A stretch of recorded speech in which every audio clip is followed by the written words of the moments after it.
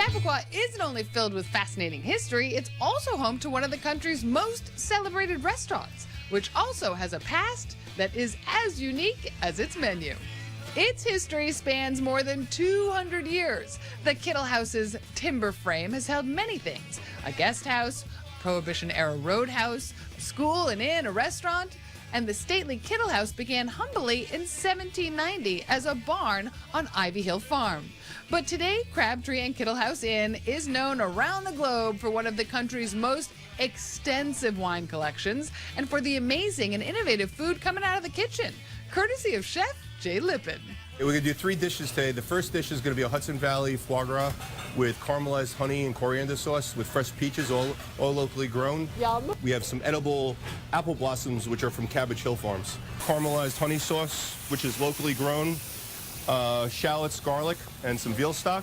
We're just going to warm them up in the sauce. You want to keep them a little crunchy. Take our foie gras in a hot pan.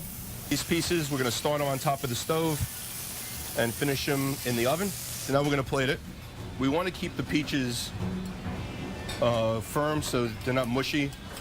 Otherwise, everything on the plate will be mushy. The foie gras, the peaches as well. We'll take our sauce. Okay, now we're going to take the foie gras out of the oven. We're going to check to make sure it's cooked all the way through. And we're going to garnish it with a little bit of coarse sea salt, some toasted coriander seed, some of our apple blossoms, which have a nice citrusy flavor to them. Jay, you're killing my diet. I'll just say that right now. You saw how much I had to eat on Sunday. You ready? Are you sure you're ready? Yeah, I'm ready now. Okay. It's dripping all over me. I'm not even gonna. Don't even go there. 3, 2, 1.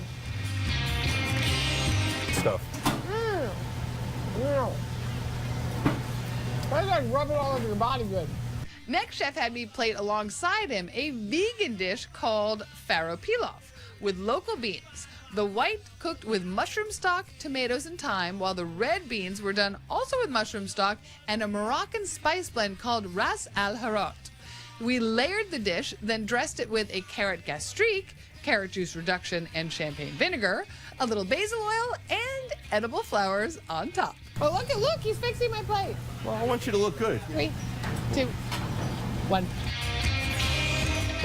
I do okay? We're doing good here. I'm not a vegetarian, but I try to make sure that the vegetarian dish is something that it's a non-vegetarian would want to eat as well. I could eat this like all day long. I can't stop eating it. For those who haven't had venison before, what does it taste like? People are used to having venison that's been killed hunting, which has a very gamey flavor to it. This is, they're raised wild, they're running around, but they're fed more of a controlled flavor. This is very tender. Chef takes it to the pan and sears it on 3 sides, pops it into the oven, and cooks it medium rare. It's one of the leanest meats there is, so it's healthy for you. If somebody is on a low-fat diet, you know, you don't have to eat turkey, you can eat venison. You see it's nice and tender. You see how it's like butter. You want to cut it across the grain as well. Served with roasted local squash and spinach, finished with the sauce made with juniper berries, red wine, and venison stock, topped with those fried, crunchy chickpeas. We're ready to go, Tony. It's all yours. All right. Thank you so much. Nice meeting you. What? Nice to meet you. Kittle House. Crabtree and Kittle House. We're here in Chappaqua. Jay is the man. He will feed you like nobody's business. We'll be looking for you. That's right.